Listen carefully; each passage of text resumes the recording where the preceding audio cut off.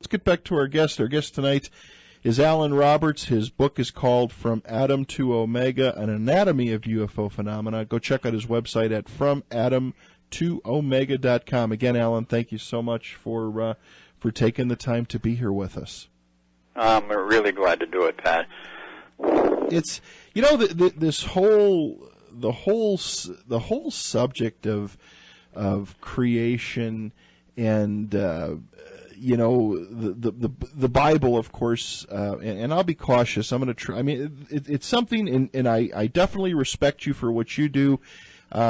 It's something that we have to tread lightly on because there are people out there that have religious beliefs, a different upbringing, you know, and you got to be cautious how you handle things. But I think that the Bible is so subject to interpretation. Exactly, it is.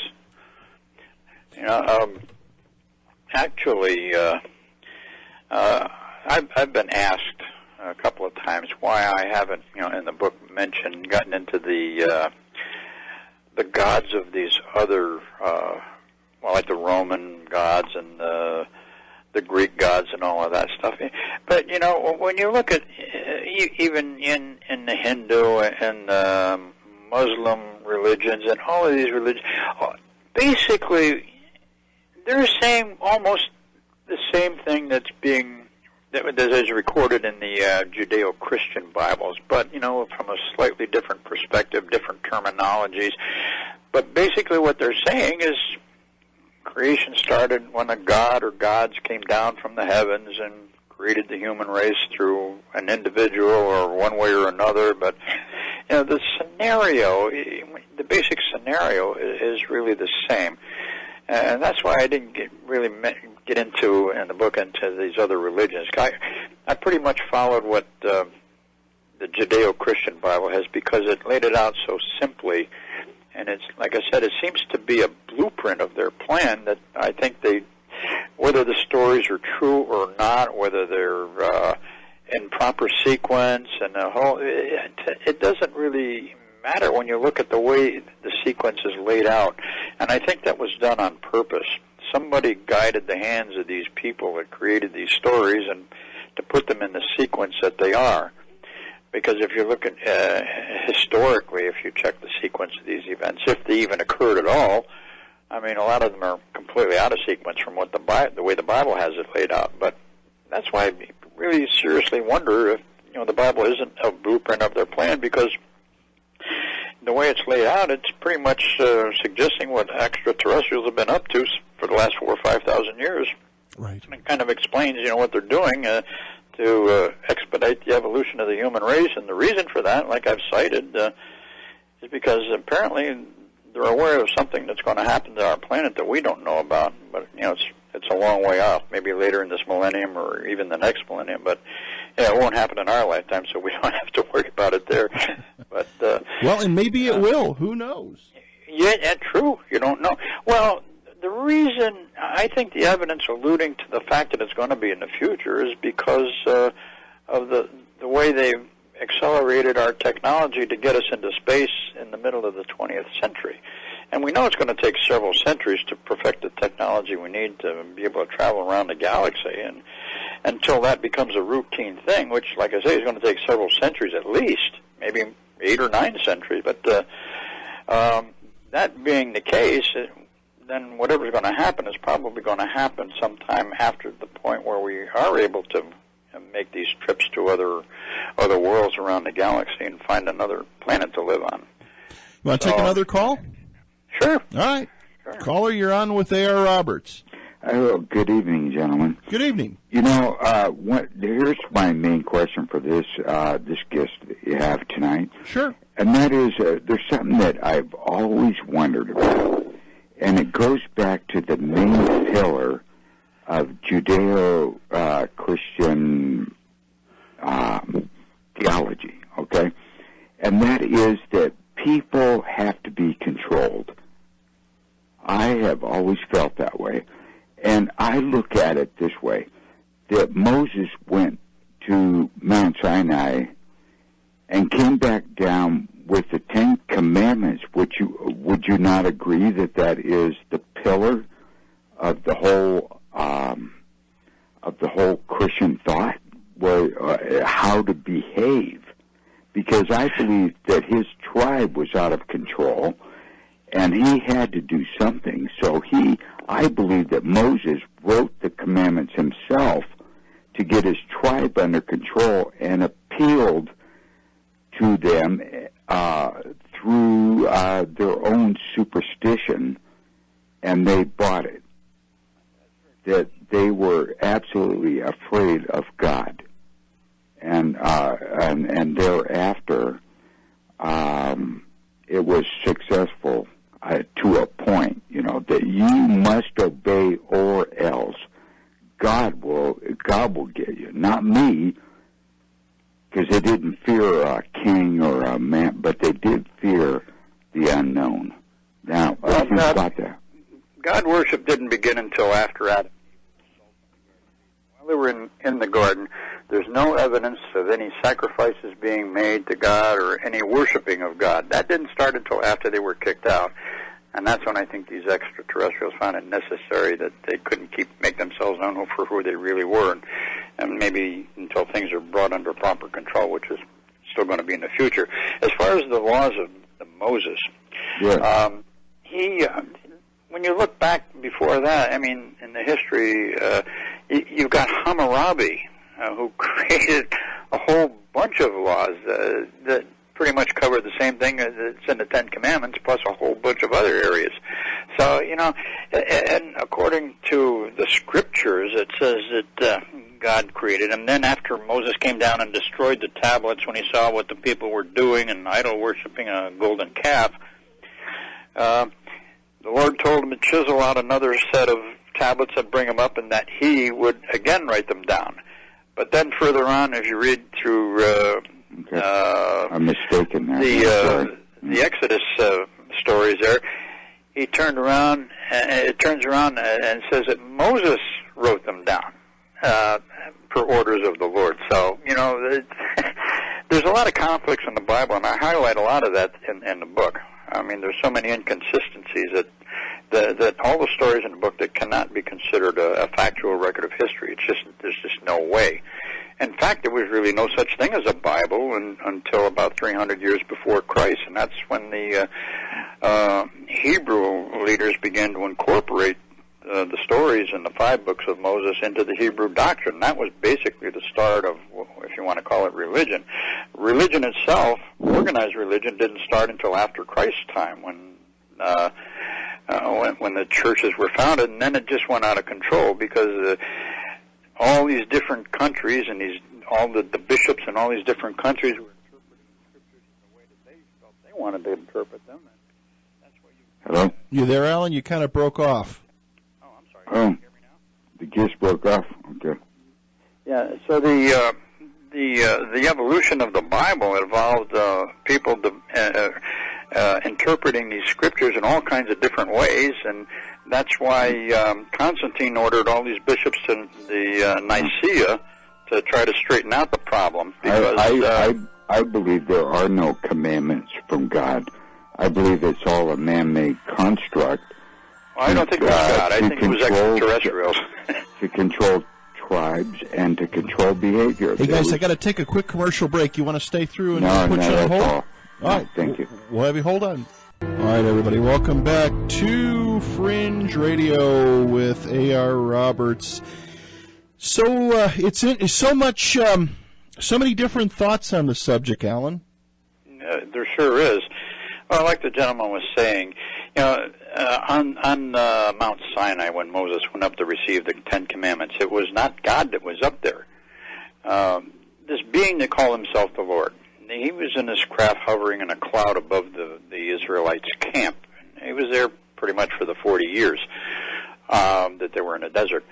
But when he came down on Mount Sinai, came out of this cloud in this bright glowing object, which most people would probably associate with a UFO that they see in the skies every day, these bright glowing things, landed on top of the mountain. The mountain was covered in a thick cloud it says a thick cloud of smoke, but I don't think it was smoke. I think it may have been just a holographic projection around the top of the mountain, because and Moses and Joshua went up to receive the Ten Commandments, they would have had to walk into this cloud of smoke, and how would they have been able to breathe? And before that, even before they went up there, Moses had taken his brother Aaron and 70 of the elders up there, So I don't think the cloud was actually there at that time. It may have been removed. I think maybe the cloud was covering up the fact that they were creating a landing site for their craft, and because after that it was been seen up there quite a few times. But no, I don't think God would come out of a cloud and a glowing disc-shaped light and land on a mountain. It sounds more or less like it was possibly a UFO, we would call it today, or probably operated by extraterrestrials. And even when Moses was back in Egypt, when he was in the process of freeing the Israelites from the Egyptians, he admitted to Moses right there that he wasn't God. When Moses confronted him one time, right after when the Pharaoh withheld all of the straw from the people so they could make their bricks, and he still demanded that they meet the regular daily quota, which was impossible without the straw, and then he started beating on the people because they couldn't meet their quota.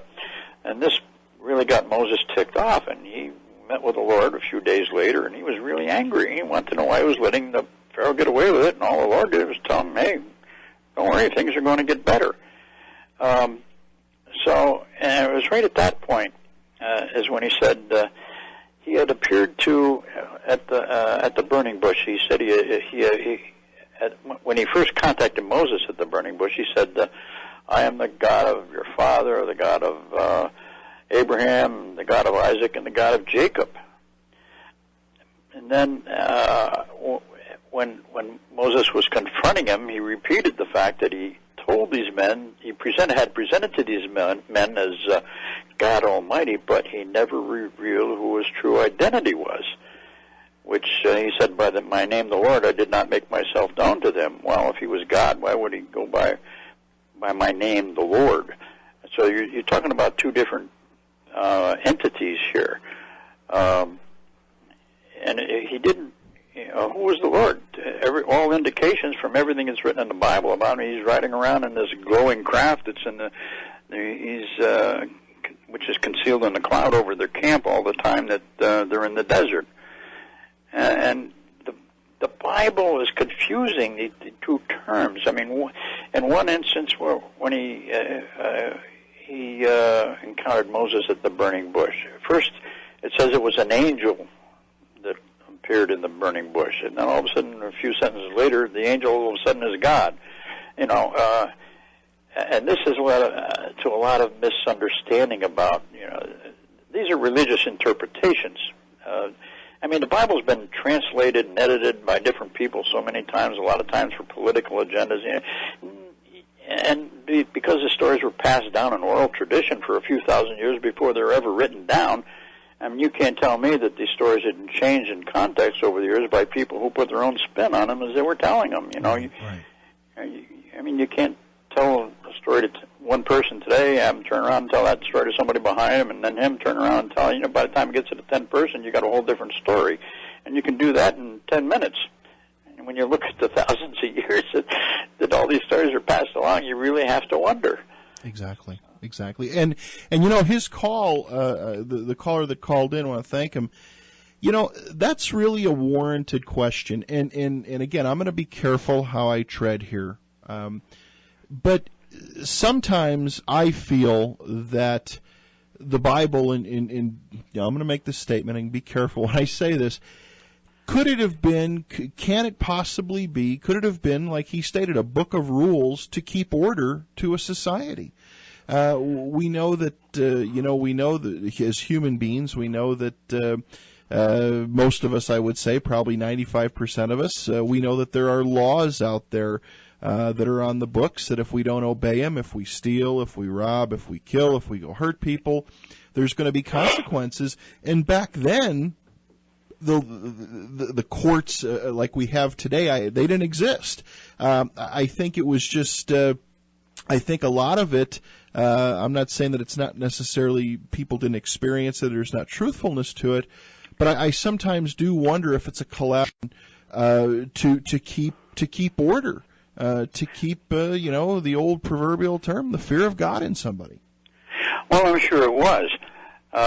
But in the context, the way the Bible has the stories laid out, and you've got the Hebrews isolated in Egypt for 500 years, where they developed their own customs, their own rules, their own laws, and a lot of it was based on an eye for an eye and a tooth for a tooth, which Christ tried to change in his time.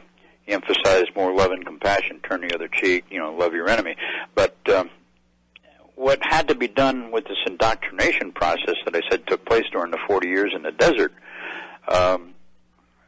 they had to get these people to abandon these old ways that they had, their old philosophies, their way of thinking about justice and whatnot. And that's why the laws that came down dictated a more logical series of behavior as far as moral and ethical values were concerned. They had to abandon their old ways and conform to these new ones, which actually it's a form of mind control, which or indoctrination. And indoctrination, you see that in everything. I mean, you go to school, the teachers teach you things. Technically, you're being indoctrinated with these teachings, But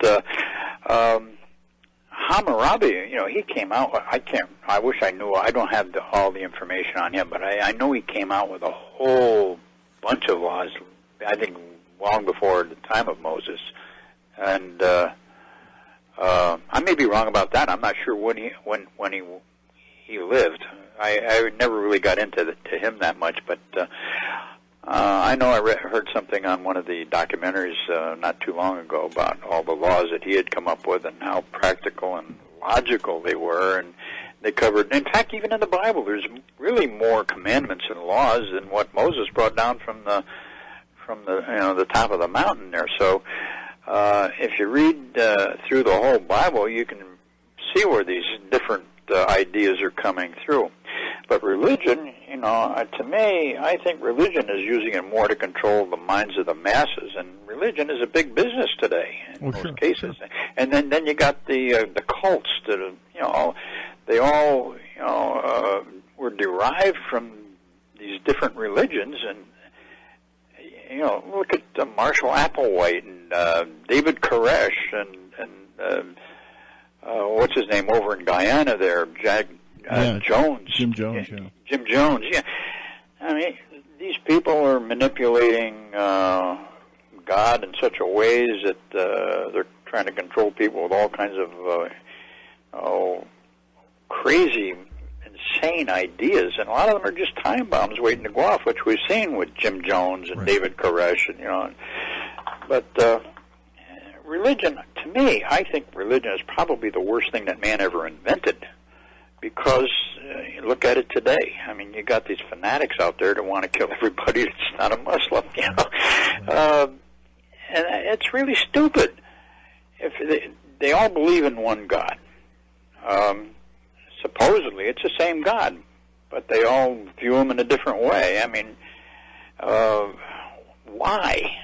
How did this start? How did it happen? And it's all because of religion. I don't think. I'm not saying that God doesn't exist. It's very possible that he may, although I have not been able to find any really good reason to justify that belief. That's just something that you're taught to believe in from the time you're a child as you grow up, and by the time you get to an adult, you're so brainwashed with these ideas that it's hard to think in down different paths. But I know it's just that I don't know how to describe it. Religion is crazy. Well, I think what you're getting, or what you're maybe I don't want to put words in your mouth, Alan, but it's a distortion of the facts, I think. I think some of the basic I believe in, that with religious organizations, I believe there's a lot of good ones out there. I believe there's a lot of them that have good family values.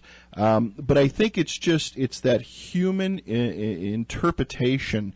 Everybody interprets it a little bit differently, and I guess whoever can, maybe talk the loudest or draw the biggest audience tends to get the group to go that way.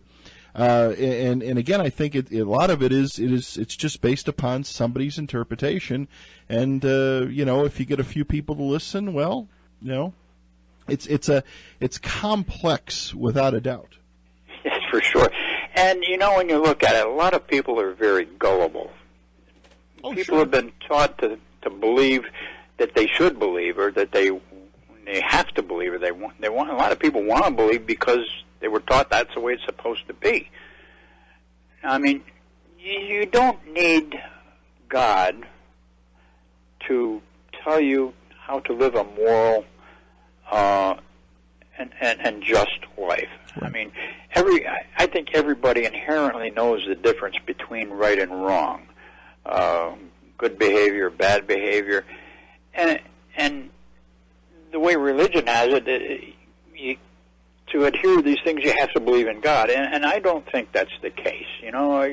I think if everybody was taught by their parents to live a just and moral life and be kind to other people and respect other people and not to judge other people, the world would be a lot better place than it is. But it's just, to me, I don't know.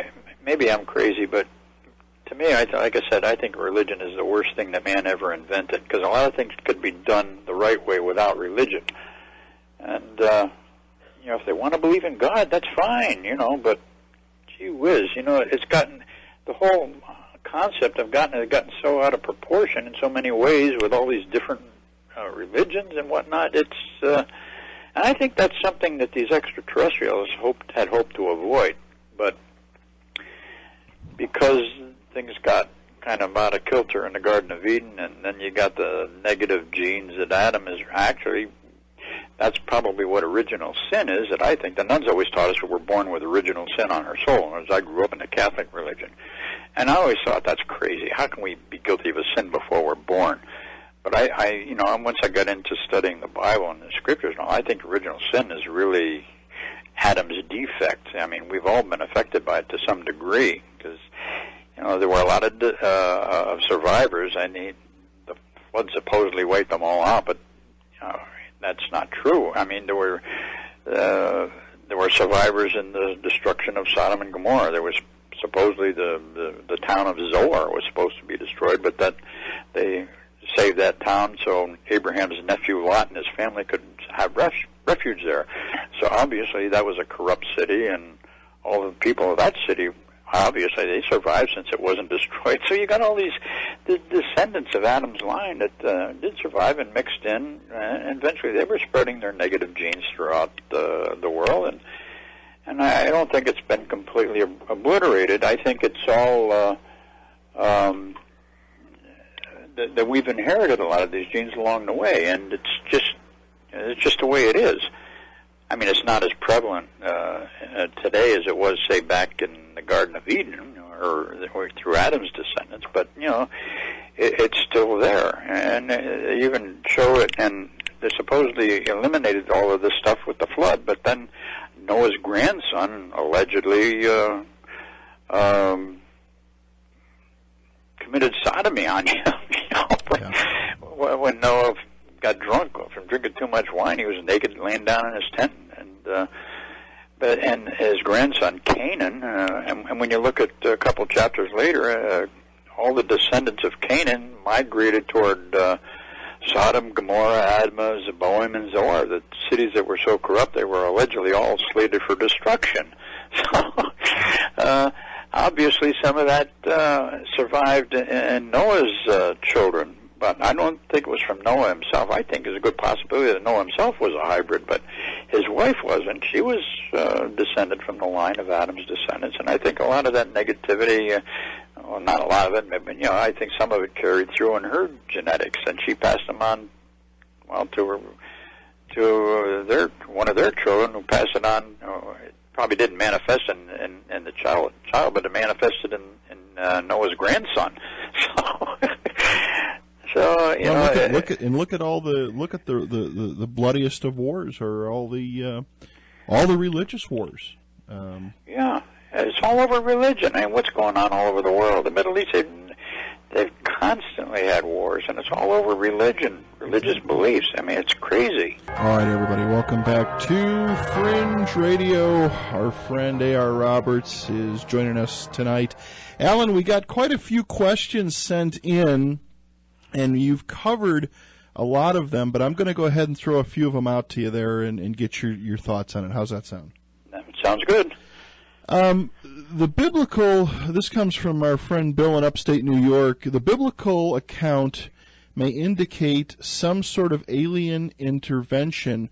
Was the flying wheel in Ezekiel a UFO? Okay, in chapter 12 of my book, I cover that. That's the first thing I cover in chapter 12, where I'm discussing all of the technology that I've discovered in the Bible. Obviously, Ezekiel saw a mechanical craft come down, and there's a glowing light, and it landed. There were 4 people, I presume, were inside the craft, because I can't believe they were outside. They were flying in this craft on the outside.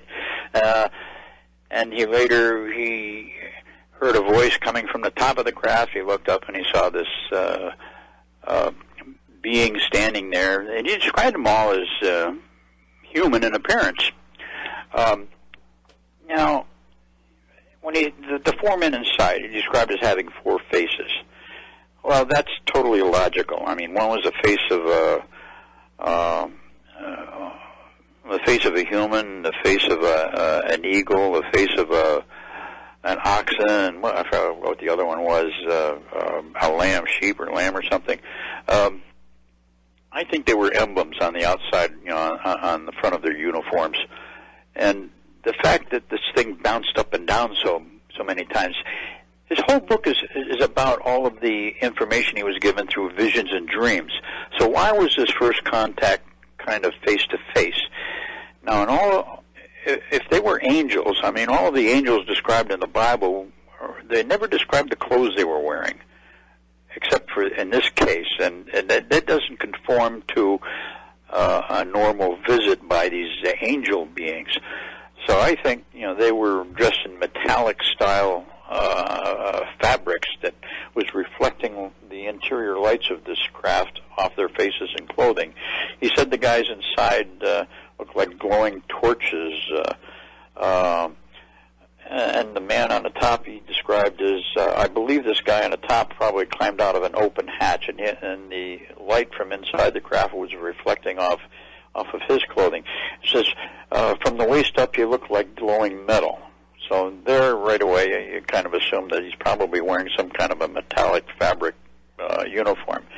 Now, from the waist down, he looked like fire. Well, he's closer to the light there. The glow is much brighter. So that's my interpretation. And all of this does suggests it was a craft that landed and had 4 beings inside, one outside, up on the top. He probably was a leader. He identified himself, or he referred to himself as the Sovereign Lord.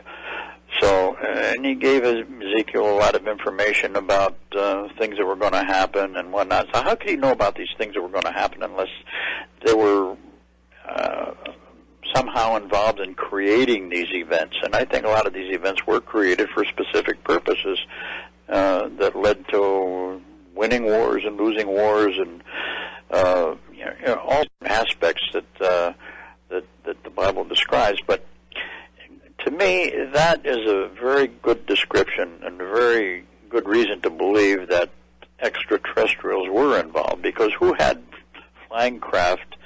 And this was, over 2,000 years ago.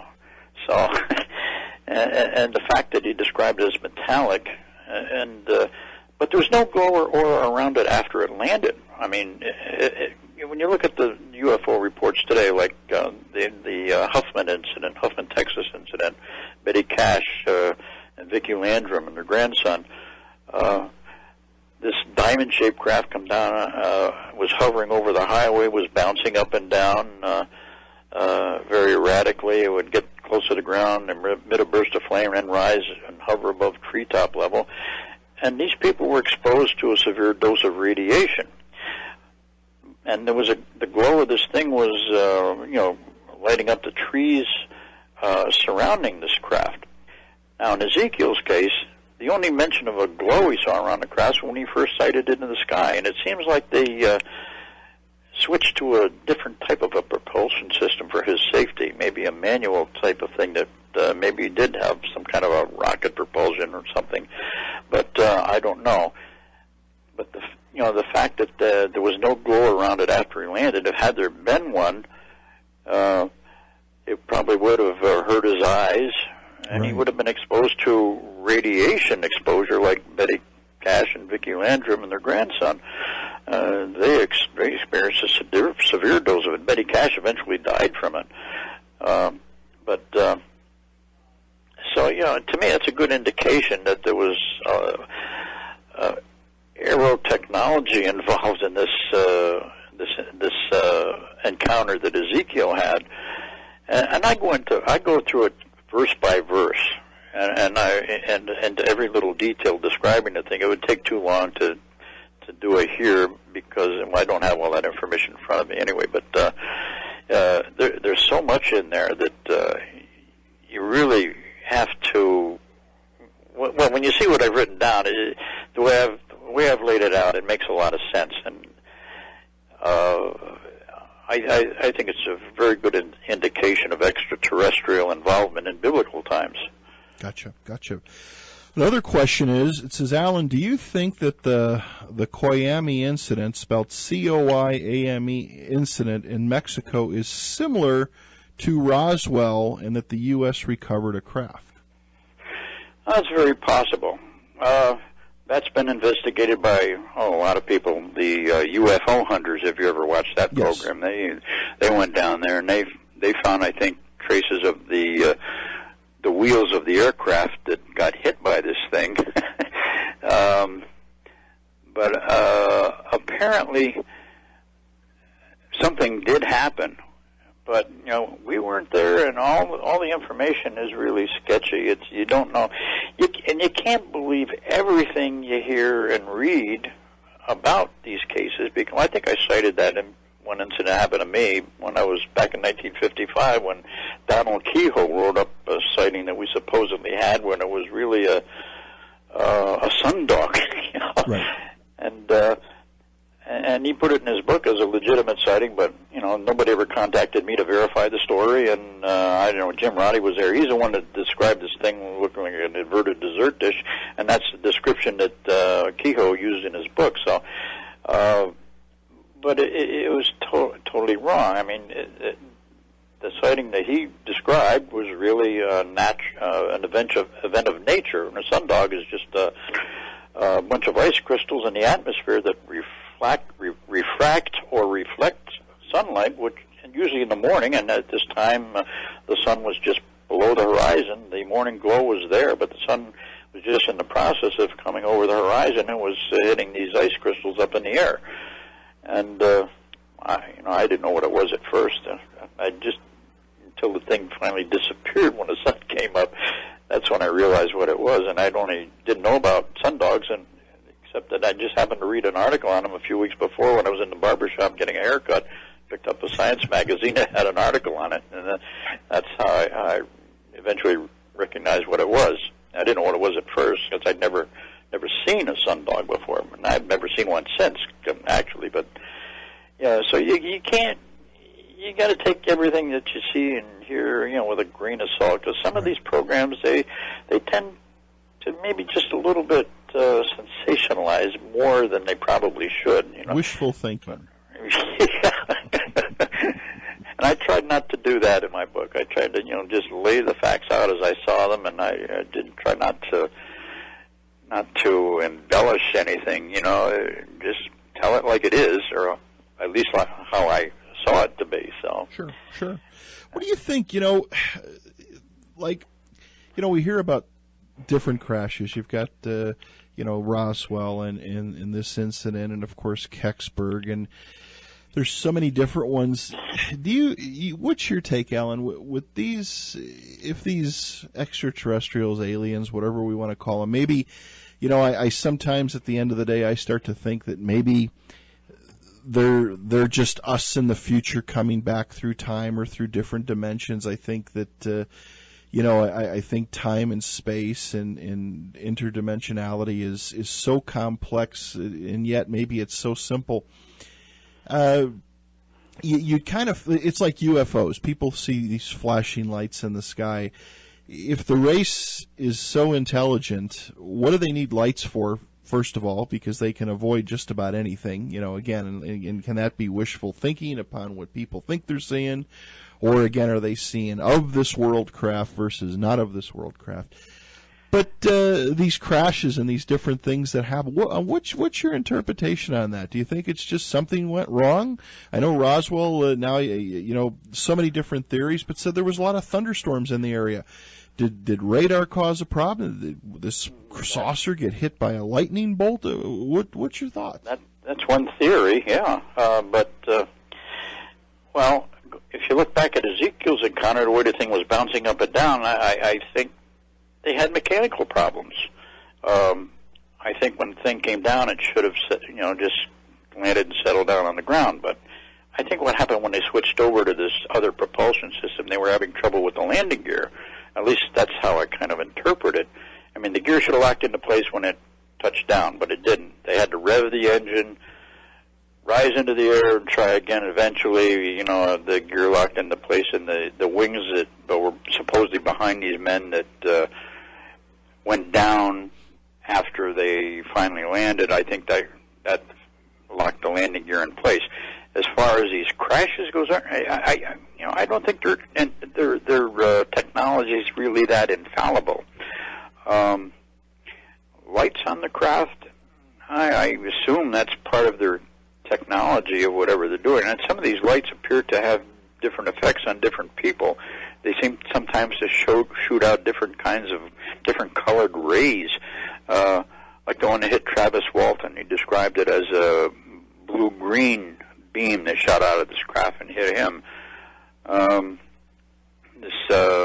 Over in up in Wisconsin, I guess it was, this police officer encountered this thing 250 feet long, is how he described it over the police radio, and as big as a two-story house. It hit his police car with a blue beam of light and wiped out the car's electrical system and left him dazed. Officer George Wheeler was his name, and I forgot the name of the town already. That's what happens when you get old; you start to lose your memory. But anyway, I think I don't think their technology is really that infallible. These craft that you see in the sky, obviously, if they came from another planet somewhere, that has to be light years away, probably hundreds or thousands of light years away. And I would imagine that they came aboard a mother craft, like an aircraft carrier. So, and these smaller craft, maybe the maintenance is not too good I don't know. But, there have been crashes. What caused them, really, we have no way to know. And there's one in Aztec, supposedly occurred in Aztec, New Mexico. The one in Coyami, allegedly, that was coming down out of control, the way it sounds, and it made a turn right near the Texas border and went into Mexico, and there was a plane headed, I think, from, I forgot where, somewhere in the United States. It was headed to, I think, Mexico City, and apparently it hit this plane. The thing is, you hear about these cases, but who was the pilot of that plane? Nobody ever mentioned his name. Was his body ever recovered? What happened to him? Apparently, they cleaned up the wreckage. But like I say, these UFO hunters, that program, then when they went out there, they managed to find, I think, the wheelbase of the aircraft and a few other traces of it. But you know, so I think that there are these scout craft, or they might even be unmanned surveillance craft, like drones or something that we're using today, but on a more sophisticated level. But, you know, it's very possible that that technology can have problems. Exactly. Alan, we've got to wrap up. 2 hours went way too quick, as it always does. Gee, it sure did. It does. It definitely does.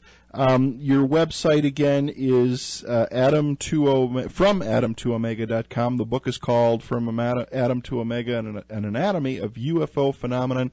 Can people get that from Amazon, of course, and then from your website too? Yeah, well, I don't have it set up on the website, Okay. but they can get it from Amazon.com, Barnes & Noble, and very possibly, and maybe in stores shortly. I've got a hell of a good review from Clarion, which is a 5-star out of 5 review from them, which they work with the people that purchase books for libraries and stores and whatnot, you know, so there's a very good chance if that goes well, and the publications that they're releasing it, I think this month or next month, when these buyers look at it, I think there's a good chance it has a good chance of ending up in some of these stores now. So hopefully that's the case. I can send you a copy of that review if you want. I would love to see it. Yeah. Alan, And, go ahead. I got to wrap up pretty quick. okay. About the Paracon we were talking about before, do you have my phone number? You want Yes, I do. I've got it. Oh. Email it to me, and I'll give you a call over the weekend. I'll send you an email, and let's set up a little bit of time. Fantastic. Okay. It's been a lot of fun being here. I really appreciate the opportunity. Okay, my friend. Have a great weekend.